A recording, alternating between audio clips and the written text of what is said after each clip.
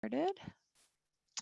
Okay, so welcome. If everyone could make sure to keep themselves muted during the call, just so that there's no background noise, we'll get started. So as I said, this is the third in a series on how the local food supply chain works. Our goal with the series is to help all of us feel more confident about how local food gets from farm to fork, who the players are, and how they make decisions in the supply chain. A lot of us are in roles that are adjacent to or supportive of the supply chain, but maybe not directly moving food back and forth. And so we're really trying to make sure that those folks, those supportive roles, are really understanding the technical aspects so that they can make decisions, they can influence the supply chain, and they can make really good connections between folks that are working to make their supply chains more equitable and resilient. So the first two calls focused on both understanding how demand shapes the supply chain, how who is buying really make influences what the links are along the chain. And then the second call was about translating that demand to farmers, to producers, to make sure that those folks have the tools they need to sell to the appropriate market channel. And today we're going to talk about the all-important role of the food hub as that sort of intermediary link in the chain, what some of the appropriate roles of a food hub are, and maybe some things that could be spun off or asked of different partner organizations so that the food hub can really focus on those roles that are most appropriate for them. So before we jump in, I wanted to just put a quick poll out to the audience to get a sense of who's on the call today, what your expertise level is, and that'll help us understand who we're talking to and make sure we're meeting y'all where you are. So if you want to just answer what your role is and how comfortable you are with how the supply chain works. And if you're in other, if you don't see a role that represents you in the poll, feel free to put your answer in the chat. So far we have a lot of food hub folks. We have some academics, some nonprofit support people. And it looks like in terms of expertise, we have a lot of folks that feel familiar, maybe are 4 out of 5, a few experts, and then some neutral folks and some folks that are learning. So I'll leave this up for just another few moments to get a sense of who's here with us today, and then we'll dive into our presentation. Okay, wonderful. We'll see those results. So as I said, lots of food hub folks, some nonprofit support folks, a lot of people that feel familiar but maybe aren't experts. So that'll help us today as we dive into this chat. Okay, so as I said, today we're going to be talking with some folks who work in food hubs about sort of what the right roles are for food hubs and how they collaborate with other players in the supply chain to make sure that everyone's kind of letting form follow function in their organizational work. We're going to have a panel style conversation today, so I'm going to be sort of interviewing folks from 2 very different food hubs about their roles and how they approach their work. And as they're speaking, if you have questions, feel free to put them in the chat box and then we'll get to them at the end of the presentation. So just throw them in when they occur to you. So with that as our sort of background, I'm going to let Rachel Terry from Common Market introduce herself and talk a little bit about her role and the food hub that she works for.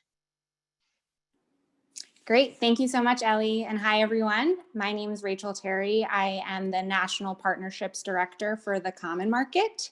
And we are a values-based local food hub with a dual mission to be supporting small to mid-sized family farms and increasing access to fresh and local foods for communities. We do this work by owning and operating 3 hubs across the United States. Our first hub was launched in 2008 in Philadelphia and now serves the greater Mid-Atlantic region from DC to New York City, both sourcing from farms across those states and making deliveries to partners within those regions. And about 5 years ago, we launched in Atlanta, Georgia, serving the Georgia and Alabama markets. And finally, we launched about 3 years ago our newest hub in Houston, Texas, which currently serves the greater Houston and Austin areas. So in all of these regions, we have a physical warehouse space and our own fleet of trucks that we own and operate to provide the infrastructure of making connections across the value chain in support of scaling and bringing access to market for small and regional growers and really addressing food security and procurement opportunities within communities.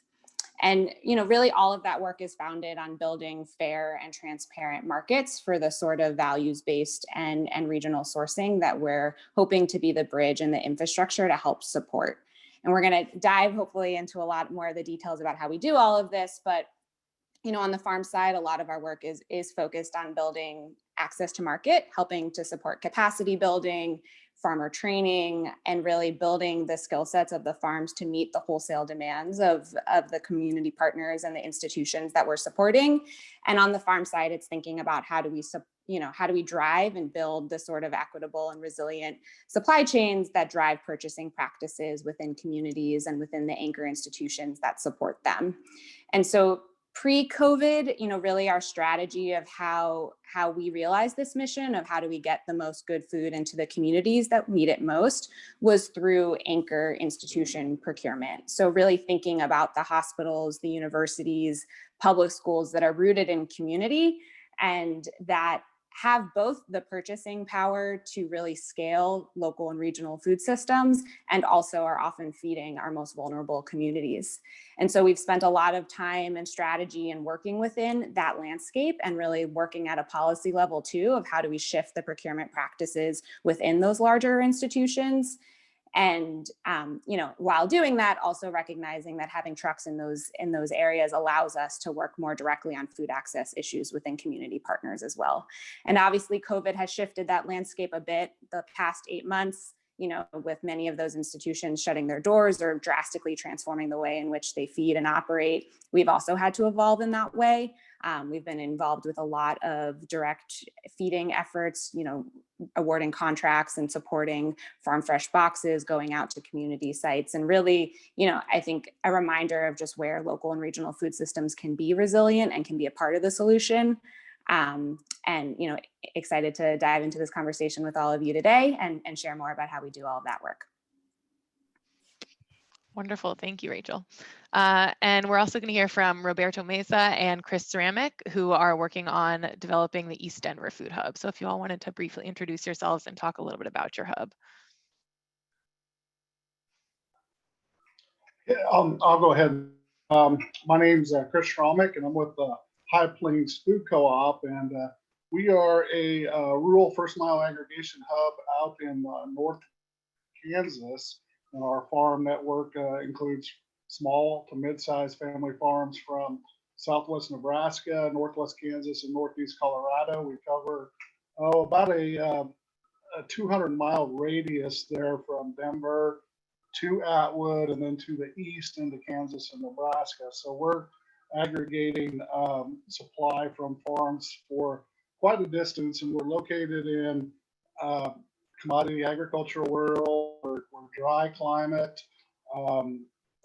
Farmers, the small to mid-sized local food farmers are far and few in between, and we've got small processing plant, lack of access of that for our meat and different gaps in our supply chain. So we're filling that role as a first mile aggregator, and we all work into the Denver market with another group of hubs that were formed in the late or the early 2000s that were modeled after the Oklahoma Food Cooperative shareware online system that were a once a month or kind of a community wholesale market. We were kind of scaling up and growing our producers to do the restaurants and the institutional organizations.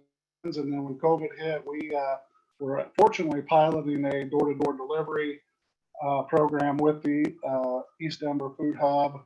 And we were able to pivot and switch and move a lot of that production and supply directly into the door-to-door market, home delivery market here during COVID. We're hoping that we'll become a more robust, resilient organization with more of these hub-to-hub connections as we move post-COVID that develop more relationships back into that institutional and restaurant market when it comes back online.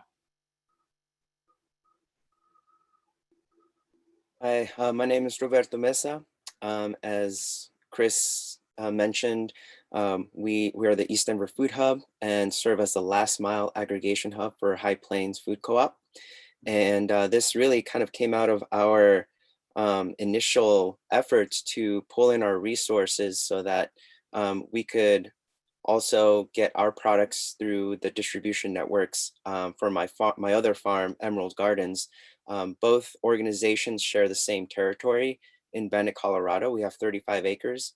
And so I really came to the food systems work as a producer, experiencing the challenges and the tricky kind of pathways that we have as small scale producers to figure out how to remain viable while at the same time instilling in our organization values that promote community wealth and resiliency.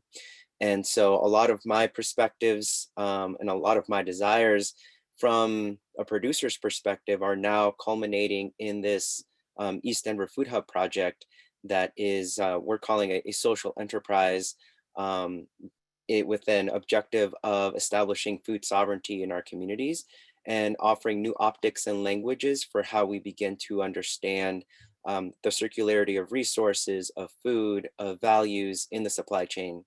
And so when Chris and I decided to figure out ways of working together, we realized that we were all going to the same, in the same distribution routes. And so it only made sense for us to cut down our own distribution costs by aggregating our products together.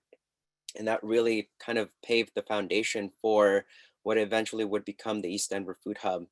About 2 or 3 weeks before COVID happened and the lockdowns started to impact communities, we had already been piloting this door-to-door project with High Plains, where basically all of the products from High Plains Food Co-op would arrive at our farm. We would help aggregate them, segment them, and organize them, and then they would go to a local mile delivery partner, Bondadosa, who would actually do that immediate 15-mile radius delivery.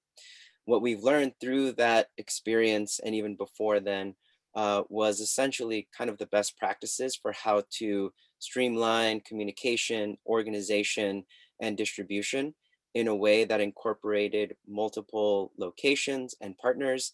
And how do we move this machinery in ways that benefited both the producers, the people in the supply chain, and the food hubs and the customers as well. So we have now kind of developed a model for scaling our operations. The East Denver Food Hub has kind of spiraled out of its territory and become kind of developed a dimension of a food tank, influencing policy. Our role in the Denver Sustainable Food Policy Council has been able to promote some mayoral advisories to the city in support of farm to food assistance programs that champion local procurement models and allow us to capture a lot of the CARES Act and federal relief funding that can stay within communities. So the Food Hub now is sort of functioning as a hub of resources and circularity to promote communities and local economies. So being creative in tapping into, what's available right now, what are the current food assistance programs that we can leverage in support of local producers? How do we develop metrics, data, and analysis to promote those models and support policies at the local, state, and national levels? And with our partnerships with Rocky Mountain Farmers Union and the National Young Farmers Coalition, we've been able to amplify our concerns and illuminate some of the things that have worked for us in our community and hopefully open that up on a national platform. Because if we really want to make this work, we need to build coalitions and partnerships across hubs across the United States in a way that can substantiate the procurement needs of a lot of our institutions and a lot of our buyers, and be able to offer them the value proposition of reliability, food safety, dignity, and a fair price for our local producers. And so part of our role right now as a convening partner of a collaborative in the Rocky Mountain High Plains Food Shed region is to find ways of organizing our communications, our software, our invoicing, figure out creative modalities of economics that promote the viability of all of our hubs. One of the things that we've seen as challenges to really realize the fruition of this amazing regional food system potential that we have is, the opportunity for everybody to work together and find ways of alignment. Some of the things that have worked against us is everybody trying to do their own thing separately. So we need to all play together, play nice, and ensure that we are after a long-term project rather than some immediate gratifications for our hubs. So that's kind of where we are now, and we're in the process at the moment of acquiring some real estate warehouse location in Denver to facilitate a lot of the work and to scale our operations. Excellent. Thank you, Roberto and Chris, for talking about the way that you all are approaching sort of breaking that supply chain down into functions and letting folks really play the right roles for their positioning. And that kind of brings me to my first question for the presenters today, which is, what functions do food hubs play? What are the right roles for those sort of intermediary distributors to play in that supply chain? Oh, man. And I guess I can kick it to you, Rachel. Great. Yeah, so, at the basic core, what we are doing is moving products from our farms, aggregating it and delivering it to customers across the regions in which we support. And so much work has to go in before that basic function of what we do can even be possible. I think so a lot of the role that we take on is advocating for a different sort of food system, just like what Roberto was just talking about, is how can we shift the values and the incentives to actually drive the sort of purchasing and behaviors that we're all looking to support. And so a lot of our work is, sitting at the table with purchasers, sitting at the table with, different food service directors and cities and municipalities, and starting to shift and shape the language that ultimately drives the ways in which, the supply chains can be supportive of the purchasing that we're all trying to support here. We obviously manage the logistics and the delivery. We make sure things show up on time, which is, sometimes more challenging than we would all like. But ultimately, all of that is trying to think through, how do we build access to market for our farms? And a lot of what that looks like is communicating market signals to our farmers and being that intermediary, being that advocate to our farms about what the purchasers and what the demand is looking like. And so that has looked for us like shifting our produce farmers and supporting our produce farmers and all getting GAP certified. So thinking about the food safety practices that are needed within the institutional buyers that we're supporting, and really offering the training and the funding and support to get our farmers to a place where they can have the wholesale readiness that actually allows them access to a certain market. It also looks like having conversations about, are there certifications that make sense? Or is there work that we need to be doing as a hub to advocate for a different approach to certifications that actually make more sense for the local farmers and producers that we're actually supporting? Sometimes the work that we do is making sure that the specs that farmers are packing to actually make sense for the wholesale market. Are they packing in the sizing and in the practices that our buyers are used to seeing, and kind of acting as that intermediary to be signaling the specific practices that can be shifted that allow for tremendous additional market opportunity. As a nonprofit ourselves, we can go out and access grant funding and other philanthropic dollars that we can use to directly reinvest in our farms. So we've invested in post-harvest infrastructure on some of our farms that allow us to move tremendous more volume of that product, and also directly go back into, building the resiliency and the infrastructure that's needed to really scale local and regional food systems.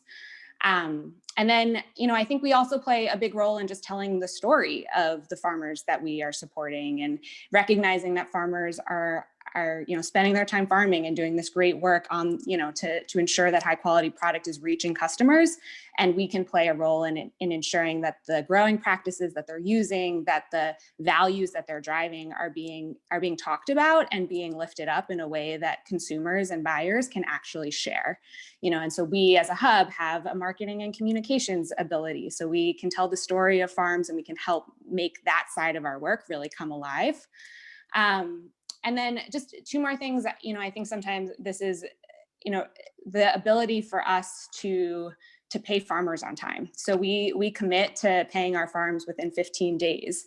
And for those, that work within institutional markets, you're lucky if you get 30 or 45 day payment terms. And oftentimes that is the barrier for a small farm to enter into a larger institutional market. And so for us to take on, the risk, and for us to take on that role of giving that farmer access to market, and then using, some innovative social financing to manage our line of credit so that we can pay farmers within 15 days and wait sometimes 60 or 90 days to receive that payment in turn, I think is sometimes a forgotten role of how we actually add value and build more equitable access to the sorts of markets that have often been left out, for small growers. And then lastly, kind of what Roberto was sharing as well. I think we play a really big role in policy and advocacy, and that oftentimes, at least in my role, the small p policy of how are we talking to school districts and cities, and how are we shaping the language that incentivizes the sort of values and supply chains that we are driving, and how can that unlock opportunities for our farms and also for our mission of changing the landscape of what food looks like in those institutions, and the sorts of partners that are brought to the table in order to secure that. That's awesome, Rachel. I think, we hear food hub and we think, get the food into the warehouse, put it on the truck, drive it to the place. But there's all these other sort of ecosystem roles that need to get played. So I heard advocate, I heard storyteller, I heard financial backer, I heard conduit, I heard, policy, big PN, little p. So there's a lot more that goes into that middle of the chain besides just, physically moving the food. So Roberto and Chris, anything to add in terms of some of those functions that need to happen that a food hub can play? I think, just listening to that, that covers the breadth of it. And I know in the early days when the High Plains started out here in the middle of nowhere, food hub term wasn't even a definition yet by the USDA. And we just, started collaborating and working together as a to tap a bigger market, because our communities are size 1,200 or so. People that our farmers market was just not enough outlet to scale local food. So these hubs played an important role of scaling that supply chain, but in filling a gap with that distance challenge. But even more important, we were able to work with our government, our local economic development, and those entities that wanted to see young people return to these rural areas to alleviate the population decline and be an economic development opportunity, actually creating a new marketplace. And so we've played a significant role in that economic development side in the rural communities, and the exchange with the different type of customer base into Denver. Working with the last mile groups has exposed us to a whole different marketplace that's different than in the rural communities. And we've learned that food and food justice and economic development importance, both in the urban youth out migration and the rural youth out migration, we play a pivotal role that most people are probably not even thinking about. Yeah, I guess I'd like to add just a couple more things. Something that has been very evident for us is leaning into the resiliency of shorter supply chains. When interruptions started to occur and people were having difficulty acquiring food, even grocery stores, when in March, when everything was still kind of happening, there was a lot of uncertainty. High Plains, East Denver Food Hub, and Bondadosa were already poised and prepared to pivot and to get food to people. And that was really important for us to say, hey, we have the supply chain, we know how it works, and we can get food in a way that the industrial supply chains are having more challenges doing. And I think that really proved the value proposition of our model of having a first mile hub, a last mile hub, a local mile partner, where we're all kind of separate entities working together. And we have this kind of interesting approach to retaining our own autonomy while at the same time having an affiliation with a collaborative or in a cooperative structure. And that's still something organizationally that we're trying to figure out. both how do we scale what we've done within these 200 miles to now incorporate, 5,000 miles or more. I think that's kind of where we'd like to kind of see if our organizational understanding is able to transcribe into a larger scale. I think also understanding the key role of a value chain coordinator and the food safety component as well have been extremely essential for understanding the roles that different food hubs can play in the food system. We became GAP certified under a group GAP initiative with High Plains Food Co-op for our farm, Emerald Gardens. And that was instrumental in understanding, and I guess I would also say demystifying food safety certifications. When we first started our farm, we were daunted by, what the USDA was going to do, how we were going to be classified. We were building our model to be a commercial grower, but we knew that we needed to have this in place in order to be viable.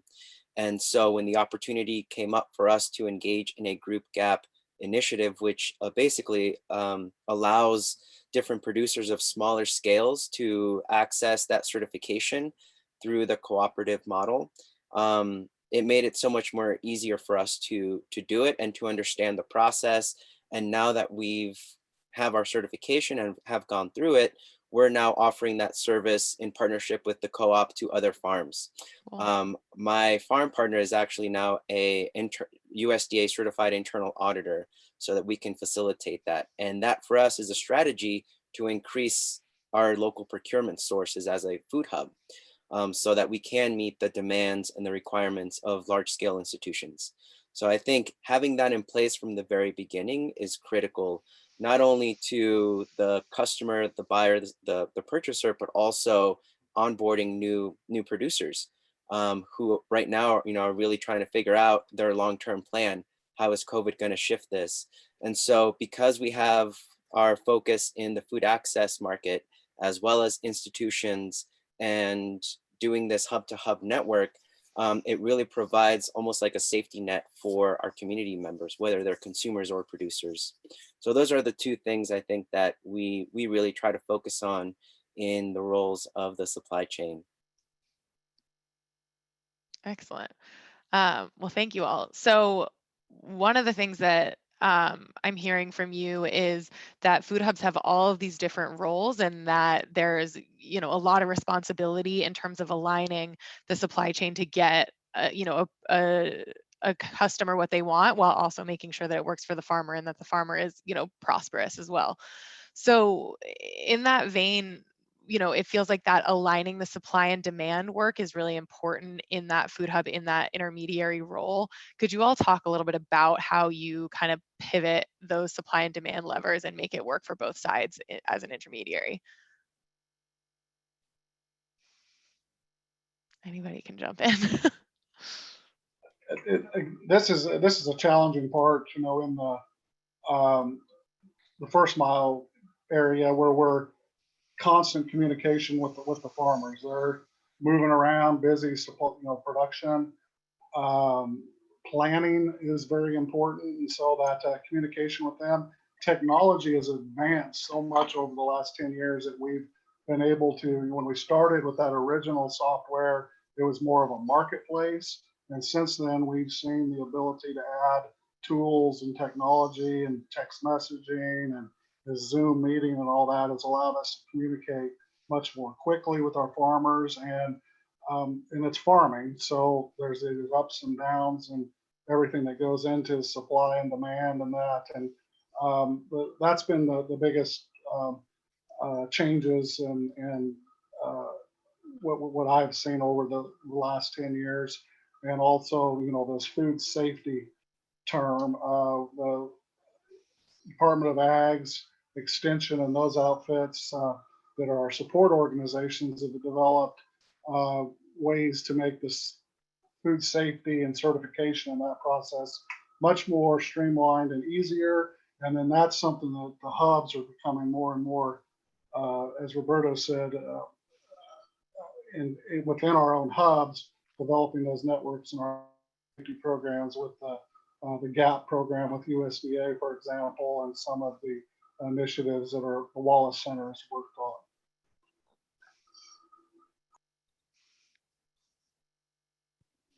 I will also add, I know, Chris, you touched on this as well, but, you know, a big role that we play is crop planning with our producers. You know, we at this point for Common Market have almost 12 years of data of, you know, what has sold and at what time and where we think we can grow. And so we do a lot of work with our producers, you know, in the winter months to align sales strategies and historical data with the crop plans before they're even putting seeds, you know, in the ground. So taking on some of that risk alongside our farms. You know, I think on the demand and on the purchasing side, there's a lot of work that we as hubs need to do in advocating for the realities of working with local and regional growers, and the key areas where, like, we are going to look in some regards different than working with your big broadline distributor. And what does it actually mean to be a bit more flexible in support of a different type of food system? And sometimes it looks like on your bid language, it says red delicious apples, and maybe like we can, you know, massage the market a little bit to say, like, you know, there's so many other amazing varieties of apples, and how can we, you know, in this role, work with the buyers and inform them and support them in actually being able to make some of those shifts, and recognizing, you know, maybe the infrastructure on site within those within those purchasers looks different. And then, like, do we have to go out and think about, you know, developing some minimally processed product that actually can get some of our farm products into those institutions or into those different buyers and purchasers. But I think a lot of, you know, we do this work on both sides where, you know, on the day-to-day, it's talking with our farmers and hearing from them, like, does this price point work? Is this like a similar, you know, is it moving well? Like, is there something I can do as a farm to support moving more of my product and managing for the demand? And then I think there's a lot of the upstream work with the buyers about how they can be shifting their expectations and reimagining the way that they purchase to actually be supportive of, you know, a more regionally focused food system. Yeah, I definitely want to echo both Chris and Rachel's thoughts on that. Crop planning is key. I think also contracts, establishing contracts so you know what you're going to have to be planning for, what volume your producers need to supply. It's been really tricky working with institutions here who are already contractually binded to broadline distributors, for example. And so I think that's where policy really comes in, and pushing the envelope a little bit more, like, let's revisit those contracts. Let's see if there's an exit strategy to be more equitable in the food system. And so, you know, working with the Good Food Purchasing Program and our coalition members here, we're having I would say bi-weekly or monthly conversations with institutions that are currently going through a baseline assessment that want to procure from local producers. And, you know, we're really coming up against these challenges of contracts and you know, procurement needs and food safety certification. So as we build our food hub, you know, we get to understand what we need to kind of chip away at in order to democratize access to those institutions.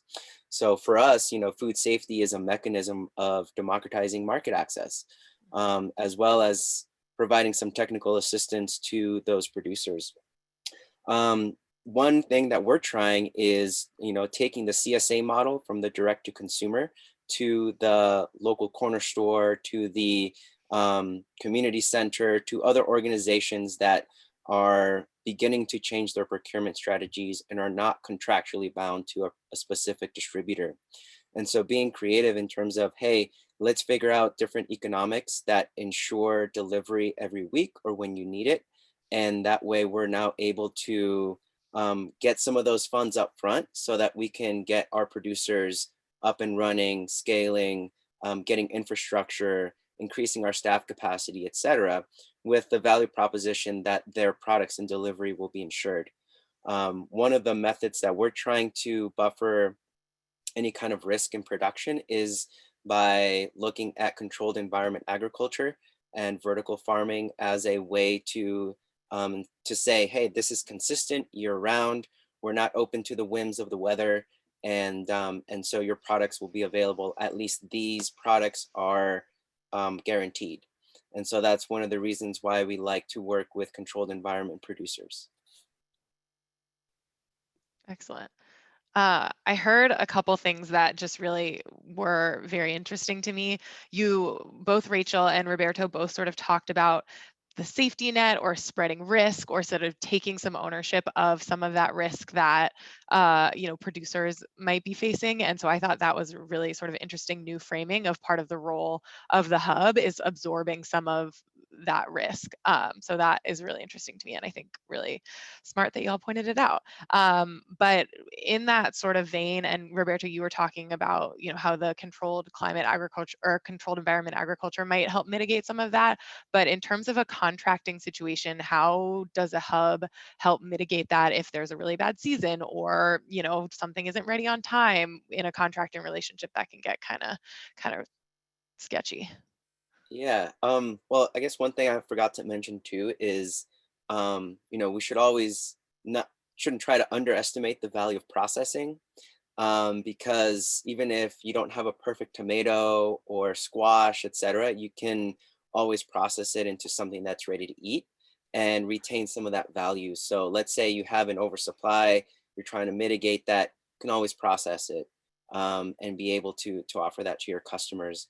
I mean, for us, it's really doing what we can to show that we're bending forwards and backwards for our customers, because this goes way beyond the transaction. This goes to the heart of system change, and instilling some new values that bring us closer together to our local ag community. And so if there's a particular customer that can't see through those challenges and to the value and core of our work, then we really just have to do what we can to do as much damage control and customer support as possible. There's a lot of examples of companies who just own it and say, I'm sorry, we screwed up. This is what we can do. We have different options available. We want to retain the relationship. We want to build from this. What can we do better, maybe to curb some of this in the future? And so just really understanding the value of the relationship in terms of our customer service and support is going to be key to working with those institutions or customers that may not be as flexible or as values aligned as we'd like them to be. And I'll add to Roberto's comments there on the value added processing. These first mile or rural hubs, particularly the network that's working into Denver, are all kind of located 200 miles from Denver. The fruit is up in the west slope of the mountains. You've got the valleys in San Luis Valley. You got Pueblo chilies. You got High Plains grains, the meats and that. And so aggregating from multiple farms and adding that value-added processing on the first mile in removes the cost of infrastructure and the barriers into the urban markets to be able to move that food that may not have a marketplace or is traditionally wasted or have to go on the seconds market.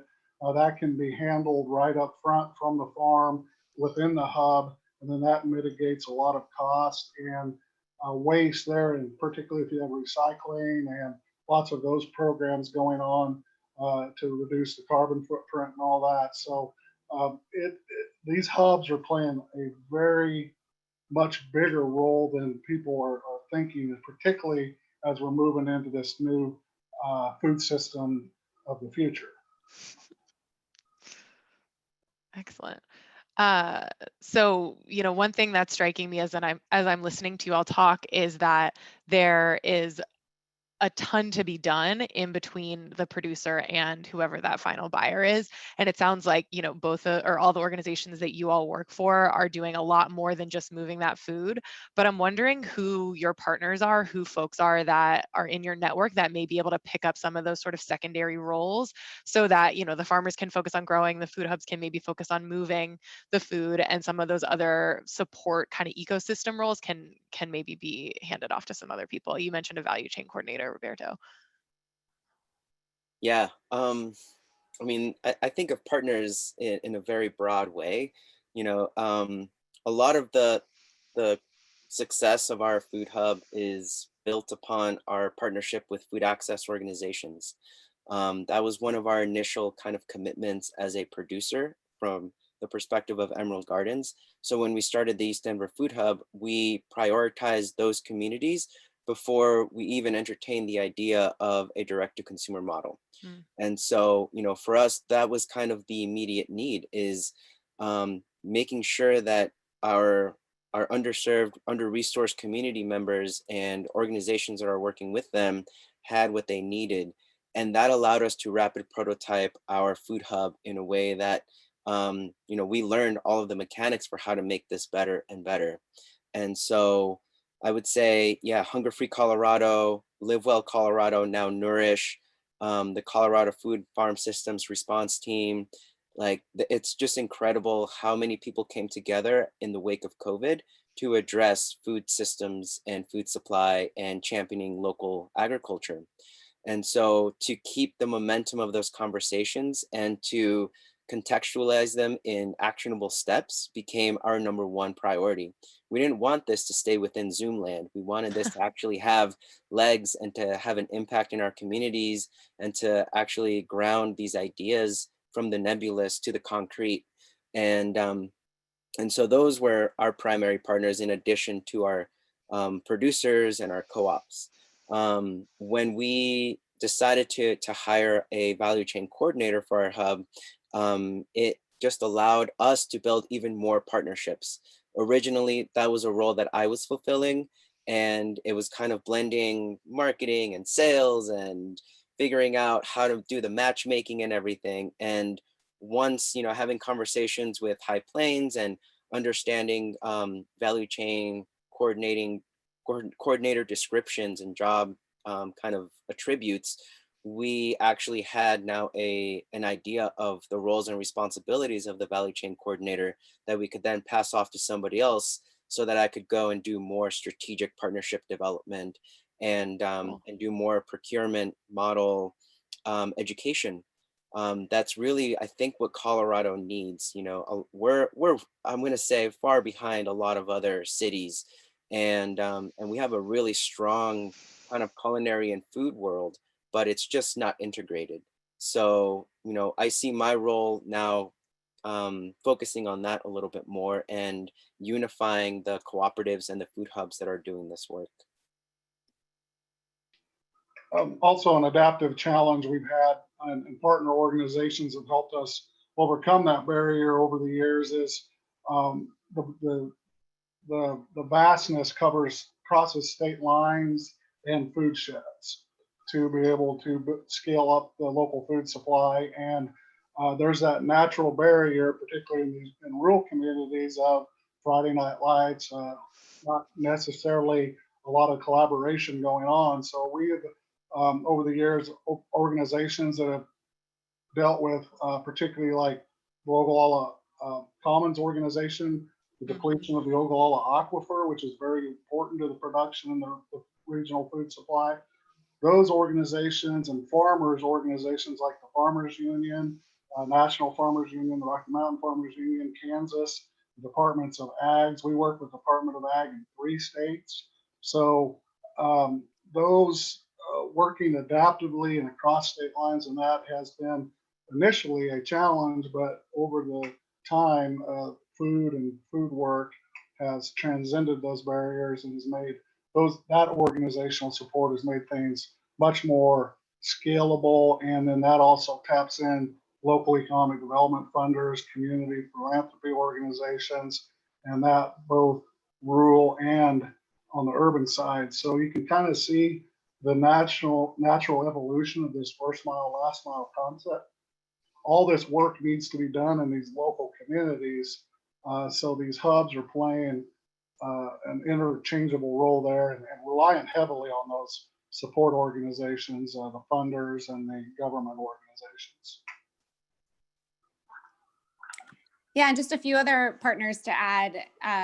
We have worked with a lot of amazing organizations to support in the food safety work that we've been doing with farms. So recognizing where internally we have competency and where we might need to work with local partners to support getting our farmers the GAP certifications and other food safety certifications to support them. So, you know, we've worked with NCAT with our producers down in Texas. We work with a nonprofit called Global Growers in Georgia to support our farmers there. So definitely recognizing like where our competencies are in the value chain coordination, and then leaning on those local partners and the expertise in separate areas to really support a more holistic change to that food system work. You know, and as both Roberto and Chris mentioned, like this, our partners are, you know, the community members, the advocates on the ground that are actually, you know, speaking up and voicing for this sort of change. And we are one component of a larger system change here. And we absolutely rely on those voices and those local champions on the ground. And, you know, it's looked so many different ways. Sometimes it's people that are advocating within their institution to change contract language, or it's an individual within a grocery store or a co-op that's looking to shift certain purchasing practices there. And, you know, we rely on those partners to make this change happen. And, you know, I think in also the storytelling part of our work, you know, we rely on partners on the ground to properly, you know, showcase the producers and the farmers that we support. And so, you know, working within nonprofits that are supporting schools and supporting other local agencies and giving them some of the materials and the ways to speak about our farms, I think they ultimately on the ground are, you know, the ones often communicating with community members and sharing those stories. And lastly, I think what for us, you know, the COVID crisis illustrated was an opportunity to think beyond our food hub and our supply chains and actually partner more meaningfully and deeply with other local food hubs, really for the first time.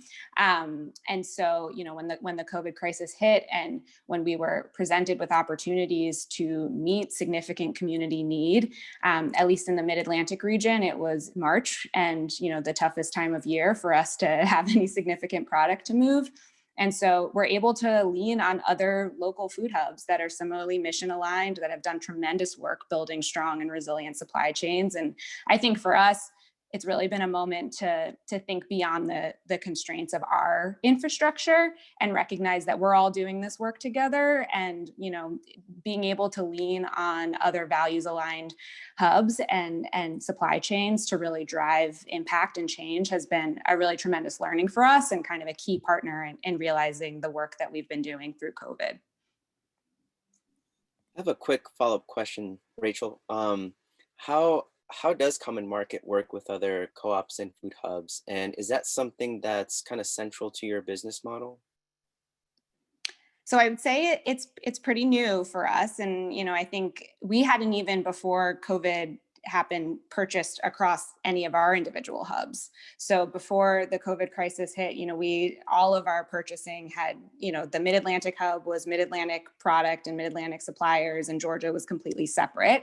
And same with Texas. And so, you know, the way that it has looked is bringing in supply and communicating with those other hubs and purchasing from them, and being able to support some of the supply chain, you know, challenges and extra product that some of those hubs and their farmers were facing. So it hasn't historically been a part of, you know, kind of our key work, but I think this moment has showed us that like we do need to sometimes broaden our supply chains and broaden the regions in which we're sourcing from to actually meet community need, and ultimately strengthen our supply chains by doing so. That's really interesting. That's something that we're also becoming more privy to, is how do we amplify our procurement measures and work with other suppliers. One of the challenges that we are facing is, you know, we have this very strong commitment to dignity, and we're trying to measure it in terms of our own practices and traceability. Does Common Market have data on that, or how do you measure and track dignity through the supply chain? It's a great question. You know, in terms of our supply chain, we visit all the farms that we purchase from. So someone from the Common Market has been to every place that we buy from. So we can at least understand and see with our own eyes where that work is happening. I think there are still, with the nature of agriculture, some things that we don't know. And so we are continuing to work on that process and ensure that the farmers, there's baseline levels of values that we will set in order to even engage in a relationship with a supplier. And then I think the work is too, like, how can we move along, especially when we're talking about some of the larger farms that we're working with, like, are there opportunities to move practices by demonstrating market viability and demonstrating the potential of working with a hub like us, that actually, continue to build that dignity into every aspect of the supply chain. And I think when you're working with other hubs, it's understanding what their values are and understanding, like, how can we rely on them to kind of be that gatekeeper too of some of those practices as well. Excellent. I want to make sure we have a little bit of time for some audience questions. There's been a lot of great talk in the chat, so thank you all for being so engaged. There was one that I thought was a great question. That was basically, I can't find it now in the chat, apologies, but there was a question about sort of financial viability and how you make the numbers work. And, Rachel, you sort of talked about common market absorbing some of that risk, but how does that financial viability work both for your hubs and for the producers that you're buying from or sourcing from? Yeah, obviously the goal of what we do is that it is sustainable both for the farmers and the environment that we're supporting and for the finances that allow it to keep going. The common markets model, so we are a nonprofit, and the goal is that the sales of our food cover our operational costs. And as our chapters continue to grow and develop, that we rely less and less on philanthropic support to fill the gap of what we're doing. And so our newer chapters are definitely more reliant on some of that subsidy to get them up and running. And the goal of our work is that we can ultimately build sales and build a level of sales that cover those costs. It is challenging. And I think